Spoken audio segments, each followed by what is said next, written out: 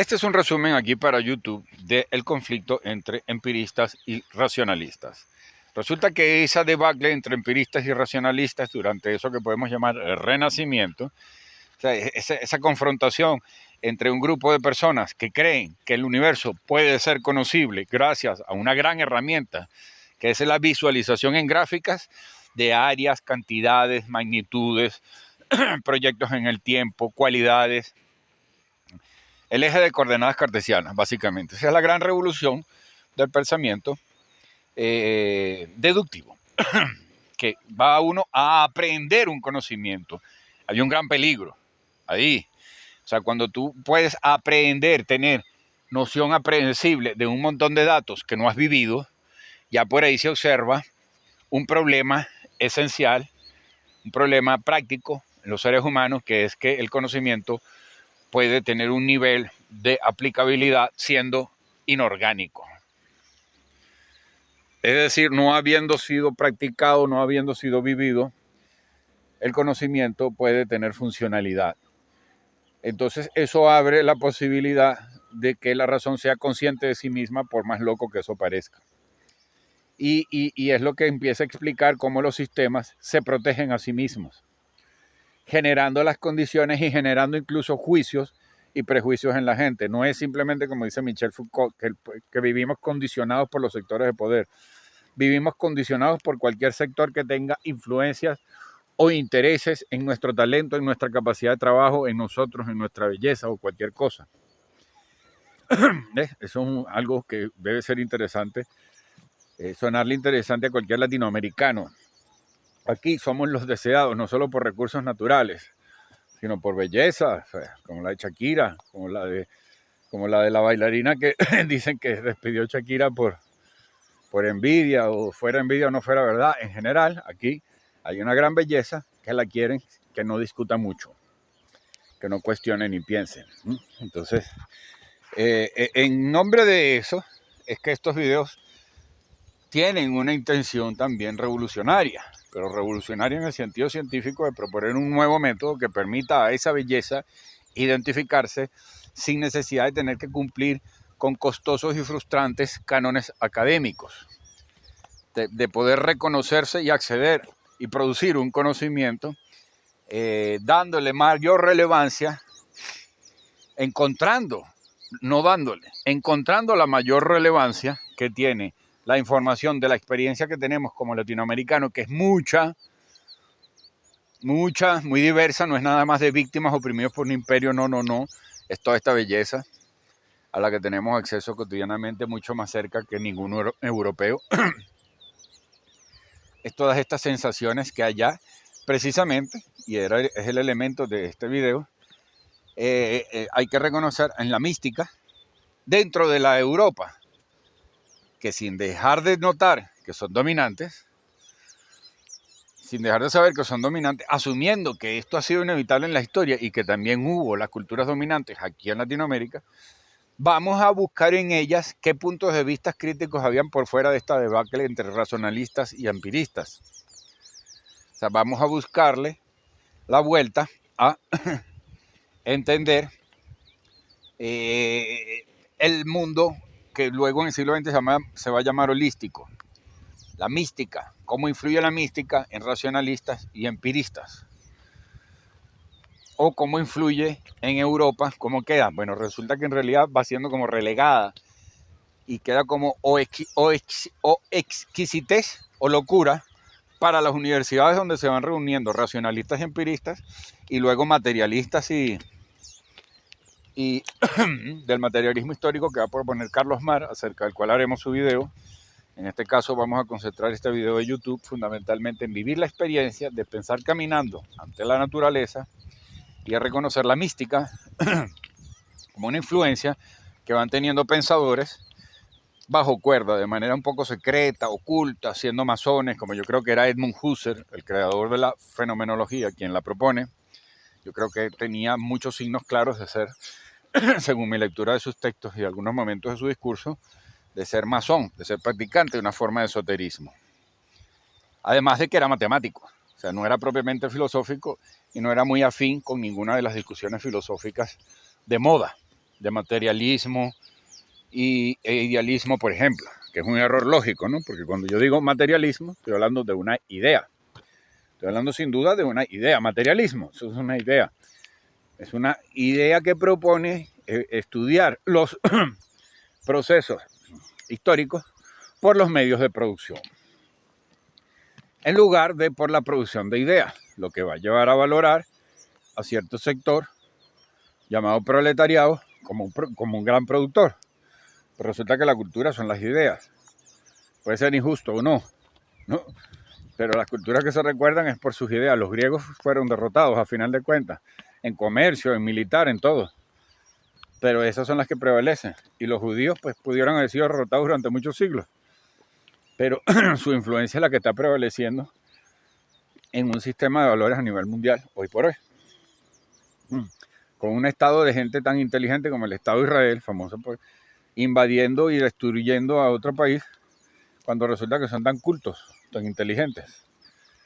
Entonces todo eso se puede entender como falta de mística, según la Europa del Renacimiento, que va a mantener un conocimiento místico oculto.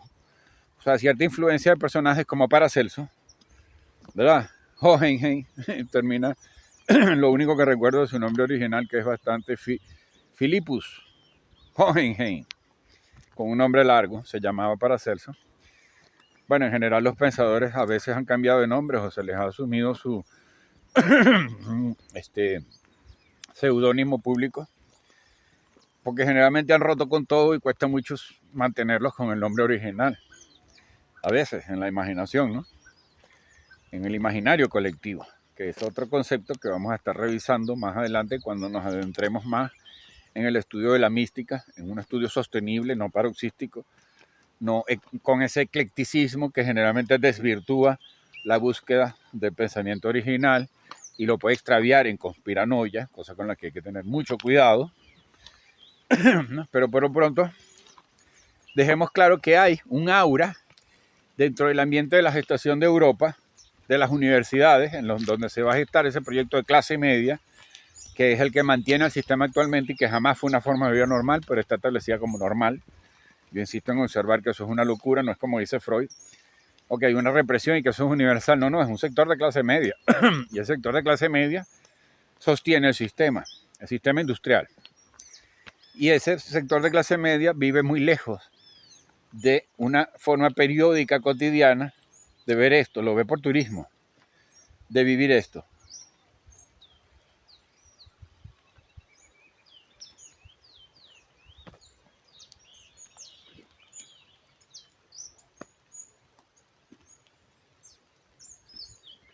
Eso que están viendo ahí es discurso.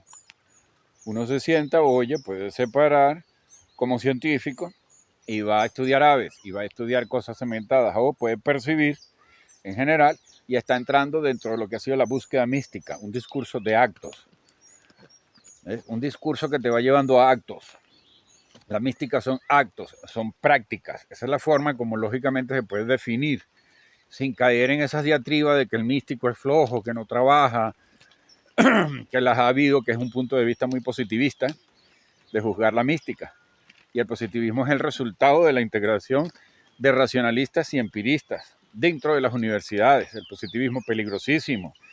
Juzgó a todo el mundo, a todo el que tuviera, hasta sus propios genios los empezó a dañar y a golpear, como sucedió con Alan Turing, entre otros, hasta grandes aportadores de la propia cultura. Alan Turing, por ejemplo, yo creo que fue muy dañado porque, es decir, agredido por el sistema, sobre todo porque también era Asperger. Es decir, una persona muy inconveniente en las relaciones sociales, muy chocante, muy torpe, no entraba dentro del código común, dentro de los códigos humanos, no entraba dentro de hipnosis colectivas, y entonces eso resultaba muy chocante. Pero lo cierto es que ese sistema que llevó al positivismo lo podemos revisar, vuelvo, para retomar y mantener el hilo conductor de este video, se puede, desde la misma Europa, vista desde aquí, con todos sus elementos y el compás abierto más allá de la academia, se puede evaluar como que le falta mística al positivismo. Y al faltarle mística, la consecuencia vino siendo 2 guerras mundiales. con los 50 millones de muertos que significaron las 2 guerras mundiales, probablemente más, y los miles de afectados y heridos, y el trauma que significa eso para la humanidad. O sea, vean las consecuencias, ¿no? Relación, formas de pensamiento, método de pensamiento, no filosofía en general, método de pensamiento. La filosofía en general puede caer en masturbación, tiene muchos momentos de ejercicio, de placer, de goce cognitivo, pero los métodos de pensamiento son los que cambian la humanidad. Entonces, entre 2 métodos de pensamiento hay la revolución industrial y burguesa. Entre el método cartesiano deductivo, y que aquí hemos expresado en fórmulas, y el método inductivo, que también expresamos en fórmulas matemáticas.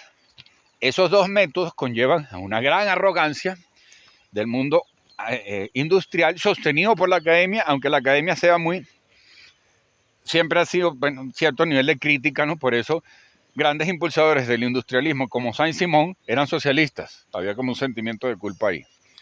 Entonces, suspendiendo el sentimiento de culpa de ti mismo, buenos días, por tus fracasos, errores y lo demás, en este método se plantea que mientras más fracasado hayas sido, tienes un tesoro más vasto en cuanto a conocimiento, más amplio. Y eso se puede evaluar desde el punto de vista de la mística. La mística es la que va a permitirte observar, hacer la revisión y la evaluación de tu experiencia en los momentos más adecuados del día y del año y de tu biorritmo, para que conviertas eso en conocimiento y le ganes a todos aquellos que te han ganado de un solo paso, por ponerlo de una manera sencilla y gráfica, ¿no? Dentro de lo que es nuestro esquema narrativo en el cual somos héroes de algún tipo de enfrentamiento. Si tú tienes claro ese enfrentamiento, la narrativa que tú estableces va a ubicar con mayor claridad y con mayor acertamiento, no es certeza, sino capacidad o posibilidad de acertar quién es el enemigo y cuál es el conflicto y qué recorrido tienes que hacer para superar ese enemigo y los obstáculos. ¿Ves? Esa es la visualización que te va a permitir la mística, donde hay que entender pues la narratología si quieres estudiarla académicamente, pero si no, simplemente estudias tu experiencia, estudias tu narrativa, a ver dónde tiene sentido, a ver dónde te estás inventando fantasmas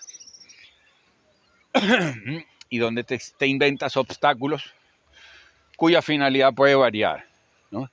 Pero de eso se habla después. Por ahora estemos claros de que si vamos a revisar el aporte de Europa a nuestra cultura, donde tenemos que ser conscientes que también aquí se está dando algo interesante y que puede ser revisado y entendido por esa mística europea, siendo conscientes de que podemos estar aplicando una influencia de Europa aquí.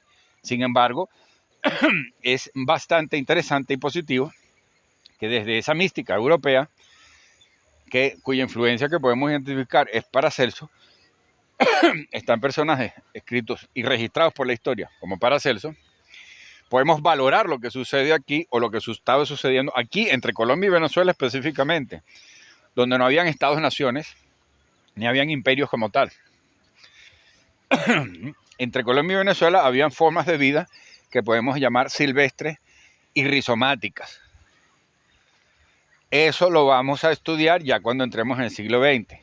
Por ahora nos mantenemos en el hecho de que esa Europa, con su práctica mística, puede conectar con formas de pensamiento, con métodos, con cuál era el método de pensamiento que permitía que aquí hubiera un equilibrio centenario y hasta milenario entre muchas diversidades de etnias, sin que a ninguna se le haya ocurrido el tótem de querer ser la dominadora única de los demás, a excepción de los caribes en Venezuela, que parece que sí tenían ese impulso, pero también eran rizomáticos, o sea, no se convertían nunca en imperio como tal. Les gustaba ganar guerras y vivían, según la investigación que yo he hecho directa antropológica, sometiendo a todo el mundo, a todas las otras etnias en Venezuela. Pero las dejaban ahí, es decir, no se la apropiaban ni eran particularmente esclavistas, aunque parece que llegaron a comerciar esclavos con otros, pero ellos no mantenían esclavos, hacían todas sus vainas. Podemos concluir simplemente que aquí habían formas de vida, formas de cultura y de organización con condicionamientos distintos. y empezamos a entender la sociedad como algo y la cultura que inevitablemente establece condicionamientos. El individuo sano es el que ha revisado esos condicionamientos de la cultura que le tocó. El individuo susceptible de enfermarse es aquel que no los ha revisado. Y a lo mejor se enferma y no se da cuenta porque son socialmente aceptados. Y eso es lo que yo creo que está pasando en esta sociedad con la perversión.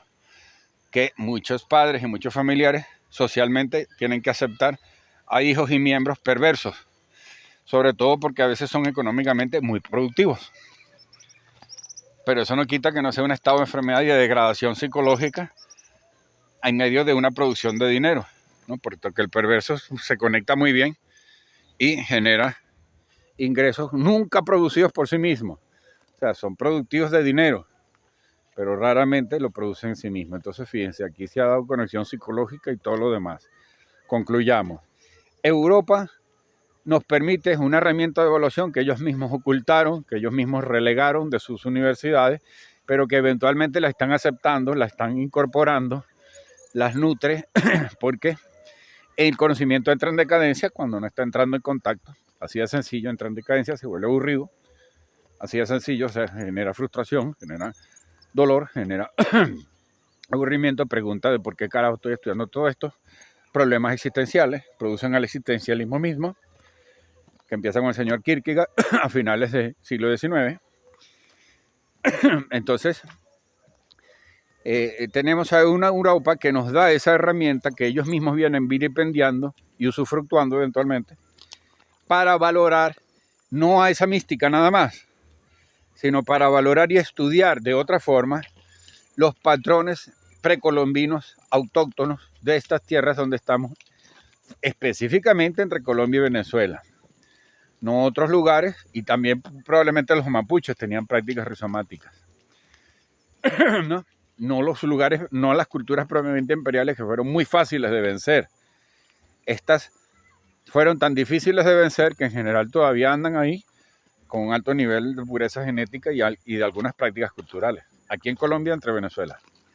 ¿Ves? Entonces, de la evolución del pensamiento, de esa debacle entre racionalistas y empiristas, tomando un elemento que ellos mismos han querido mantener al margen, entramos dentro de un universo de ese que se puede llamar holístico, o se ha llamado holístico durante el siglo pasado, pero eso hay que desmenuzarlo y ponerlo más claro en el espacio intransitivo para vivirlo de manera integral en el espacio transitivo de aquello que acontece. Listo. En eso consistía el video de hoy y tenía que ser hecho así, en este ambiente. ¿Sí?